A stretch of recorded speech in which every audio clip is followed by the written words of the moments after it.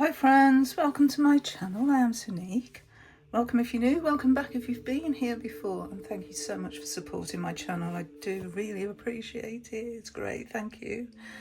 So anyway, today I'm going to unbox a new deck by Ellen Lorenzi Prince. Not this one. This is one I've had for a few years now, and I mainly use it as an app.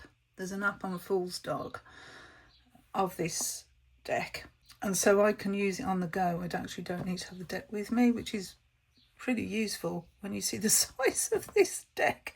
It's huge, so carting it around with me would not really be a worthwhile option. However, it is a great deck. You're probably familiar with it if you are familiar with the tarot world. This book is so good. And so poignant as well. I pulled this card yesterday. I was like, oh. It's such a poignant deck. But what it does, although it tells you a little bit about the goddess, because it's all about the dark goddesses, you can use this and then do further research if you like. But this one really touched me yesterday about how I am holding on to grief at the moment. But what it also does is give you some help. So here, do not agonise. It's not just about grief, but grief is one of the parts of it. But here, like, try a homeopathic remedy for what is ailing you. So it does give you suggestions to help you through whatever it is you're working through. We've got lovely big renditions of the images. There's Baba Yaga and the chicken. Oh, the chicken house is brilliant. But yeah, it's a really great guidebook. To be honest, the imagery I don't really jive with. It's there you go. That's the cardistry yesterday. But it's not the sort of imagery that really does appeal to me. It's very glossy cardstock.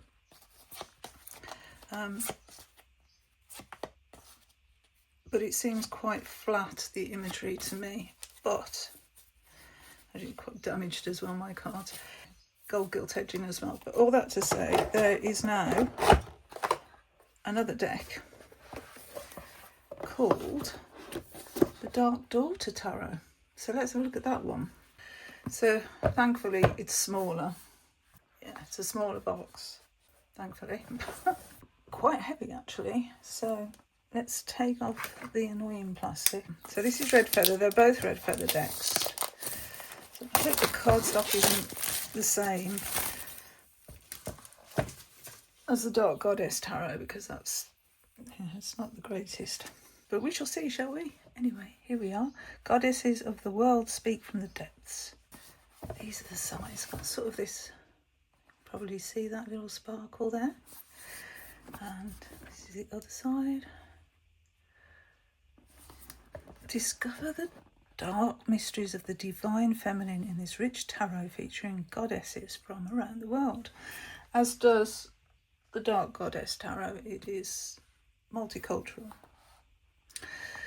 Here we say, a dark daughter is a child of the goddess, no matter their gender, who hears the call to dive deep into that mystery, and who yearns to dance with those primal powers. Featuring goddesses from Egypt, West Africa, Hungary, Sumer, China, India, Greece, the Caribbean, the Celtic regions, and more, the Dark Daughter Tarot delves into the myths and magic of female deities, revered for thousands of years, ready to share their hidden knowledge. Using the Rider-Waite-Smith structure as a framework, the 78 cards of the Dark Daughter Tarot also offers a few unique variants. Suits are named directly after the elements. The Hanged Man is redubbed Sacrifice, and court cards have been realigned as Beast, Warrior, Witch and Hag. The bold, colourful artwork of Ellen Lorenzi Prince provides rich visuals for readings or for use on your altar. In the accompanying 176-page guidebook, discover the myth of each goddess and the divinity insight she offers. Delve into the Dark Daughter Tarot where the wisdom of the ancient goddess waits. Okay. So this opens differently. It opens like that. Look at that. That reminds me of the Hieronymus Bosch tarot deck by Travis McHenry, opening like this. Okay, so we've got an example of the artwork on the front of the book. It's a soft cover book. Let's have a look at the cards. So it's not gilt edging this time, it's black edging. Quite plain backs. Let's try and get these out without damaging them. Yeah, so I've got this lovely black edging. And yeah, the cards are much better actually. They're much better. Printing has improved with Red Feather, thankfully. Same card size. No, they're a little bit wider, just a touch. But yeah, these are very, very glossy. These have got a gloss, but it's not like that one. You can see the difference there. But yeah, the artwork is very similar, obviously, because it's the same artist. Let's look at the guidebook. So, read the back. Let's zoom in a bit. Discover the dark mysteries of the divine feminine, this rich tarot featuring goddesses from around the world. The Dark Daughter Tarot is a 78-card tarot deck featuring powerful goddesses from world cultures, many of them lesser known, all of them representing various aspects of the dark feminine. So we're keeping with the same theme as the Dark Goddess. The darkness is the mystery and power of the feminine spirit, from the inner knowing of hidden spaces to the fierceness of righteous rage. Using the Rider-Waite-Smith structure, same as on the back, same as on the back. Hangman is redubbed sacrifice. The bold, colourful artwork provides rich visuals for readings. Yeah, I think it's the same as on the back of the box there. So, 2026, dedicated to Mary K. Greer with respect, gratitude and love. These little stars and moons here. Here's our contents. Are you a Dark Daughter? About the deck, reading the cards, going deeper, Dark Daughter spreads. We've got the majors, the minors, fire, air, water and earth, and a conclusion. So all of the cards have their related goddess, daughter named here. So like Nine of Aries, Nyx. It's going to be interesting. Dark Daughter is a child of the ancestors, a vessel of their ancient wisdom and a cauldron for transformation. It follows traditional structure, reading the cards, one card, conversations, reversals. Going deeper, we have meditation, breathing, black. Ooh. To hear the spreads, we've got a 5-card, an ancestor spread, which is 6 cards. We've got 4-card spread here, and then we're into the cards themselves. A lovely big rendition here, and the smaller one on the information pages. So these are the majors, page and a half, about a page and a half, yeah. And then the minors the same. Yeah, we're given the same amount of text, and it is white on black. I don't know whether to do a side by side with the Dark Goddess. Do you know, I think I'm going to. Let's just see. Right, I'm going to pause the video because that one's totally out of order, that deck. So I'm just going to put it back in order and then I'll be back. Okay, so I'll put them side by side for comparison, and we can see, well, I can see, you might not be able to, but there's very little difference in the thickness. It's about 1 card difference, maybe. So it's minuscule. We have Sheila and a gig on the Dark Goddess, and then a name I cannot pronounce on the Dark Daughter. These are the backs. Isis for the Magician, and then another name I cannot pronounce. Oh dear. High Priestess, a bit here.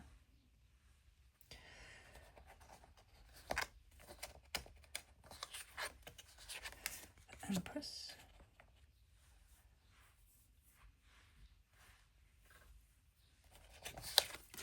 Emperor.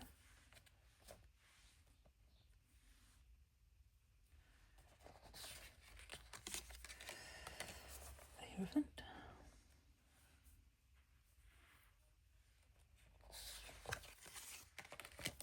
Lovers.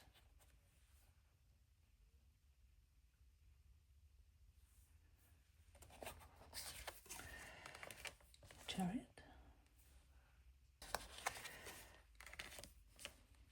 Yeah, Strength.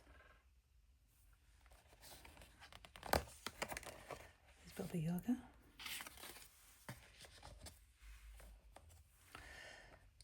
And a Hermit.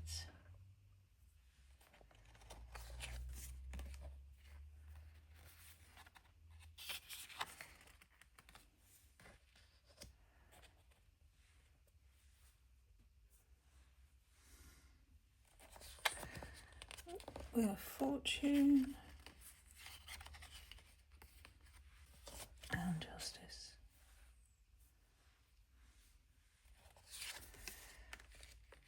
Sacrifice for the Hanged One in the new deck.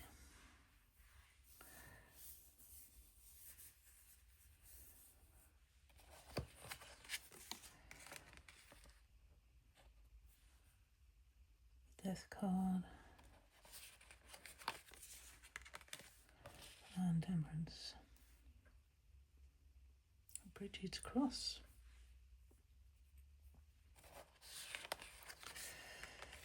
The Devil.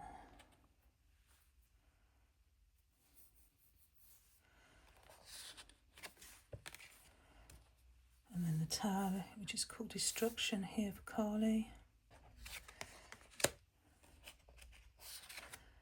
It's wide open, destructing, and they're all falling into his mouth. Oh, it's the stars. I do like this image. I think it's my favourite image of the whole Dark Goddess Tarot deck. Pasiphae for the Moon.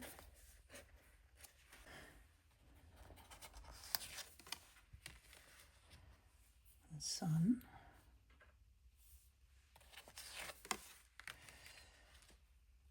Judgment has become liberation in the Dark Goddess Tarot. You've got the Persephone myth there. Got more Egyptian feel in the Daughter Tarot. The world snake.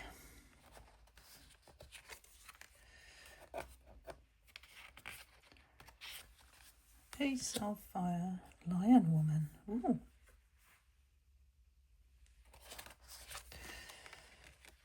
Two of Fire, Hecate here at the crossroads, but here we've got Necklet and Wadjet.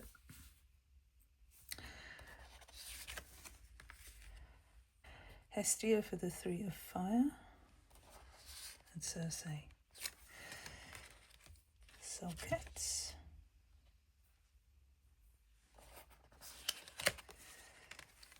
And Eris, Anat. I don't really know an awful lot about Egyptian mythology, so this looks like it's going to be a deck that will help me with that. Celtic. A lot of Indian type culture in the Daughter deck.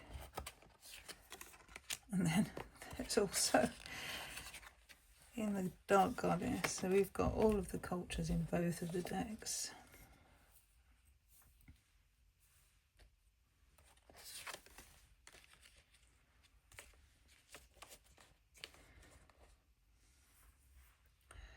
Red Dakini.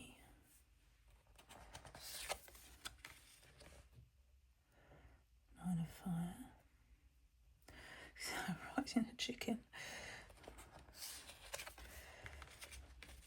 And the 10.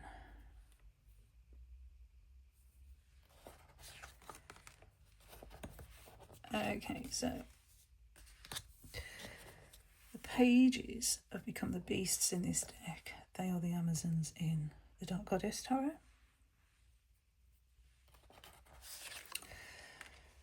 The Warrior and the Siren.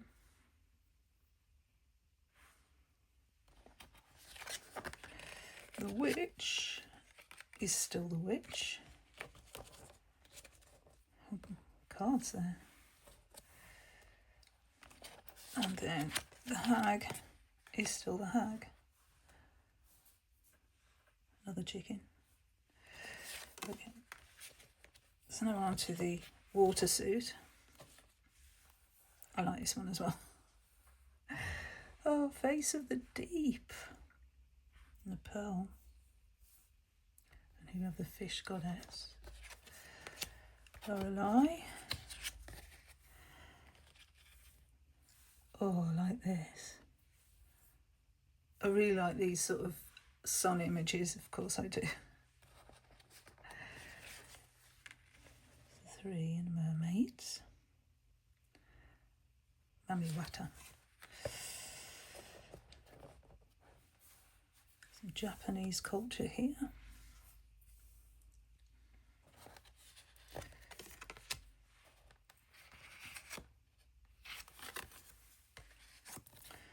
Five. I could say that was my card for yesterday. Quite poignant. There's a 6.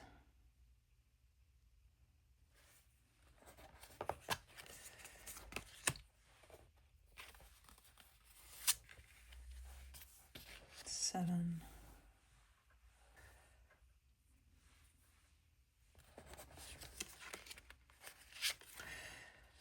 8 sticks. Well, that's it now. A 9, Lady of the Lake.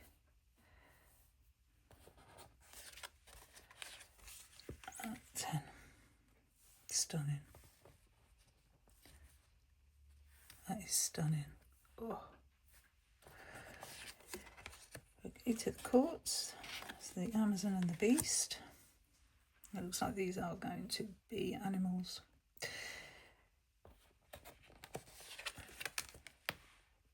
Oh, the Aphrodite as a siren. And here we have the Warrior of Water.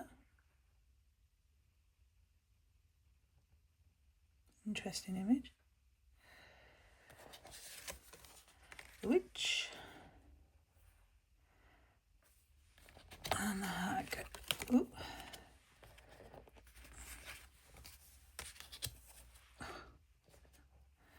The Washer at the Ford. That appears in a few decks, doesn't it? The Washer at the Ford. I can't think now which decks, but I have got decks that have got this story in them.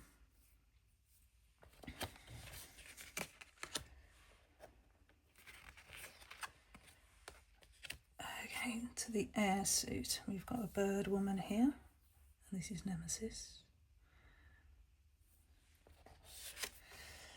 2.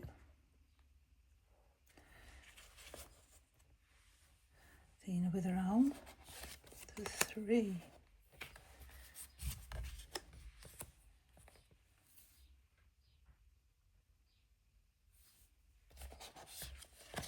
4.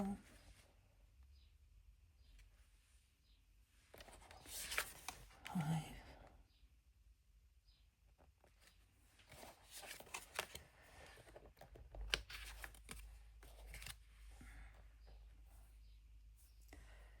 6.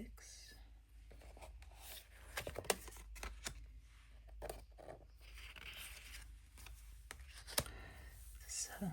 Oh, Kitsune. It's a whole oracle, Kitsune oracle, isn't that? Which is amazing.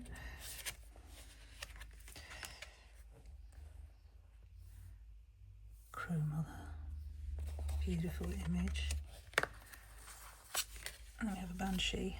And then we have Nyx. And look at this little figure here in relation, in comparison to the goddess, to the angel. This banshee. Oh.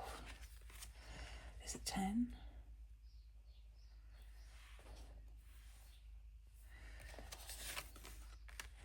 The beast.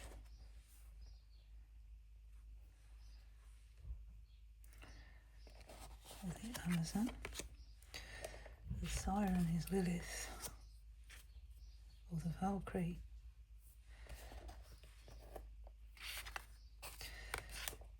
The Witch.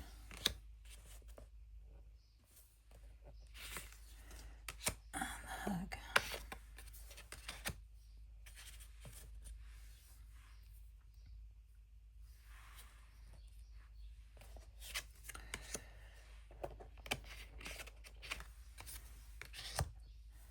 and onto the earth suit, Ancient Mother and Gaia.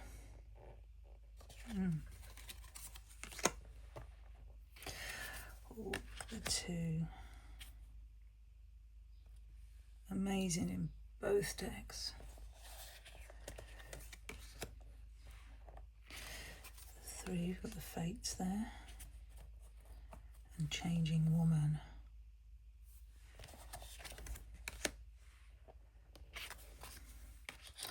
4.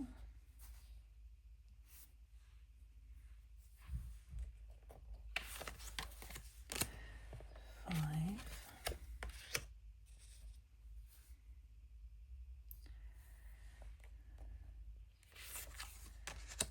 6.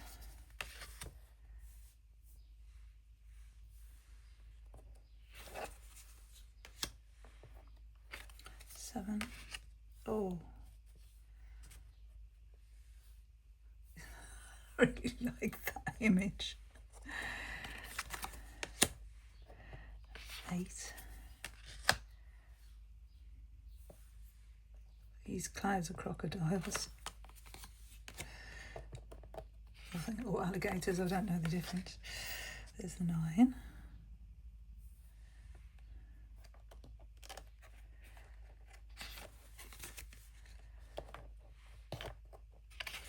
And the 10.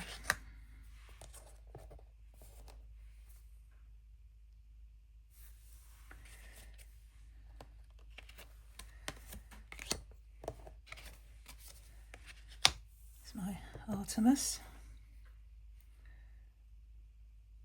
And the beast here is Aso. Warrior. And the Siren.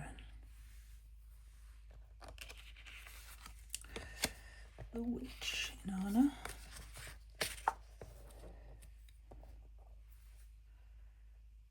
And finally the Hag.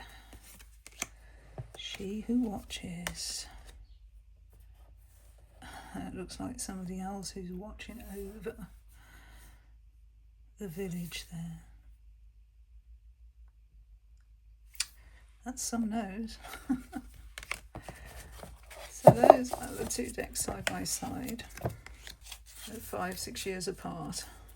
So let's compare a couple of the entries in the guidebook.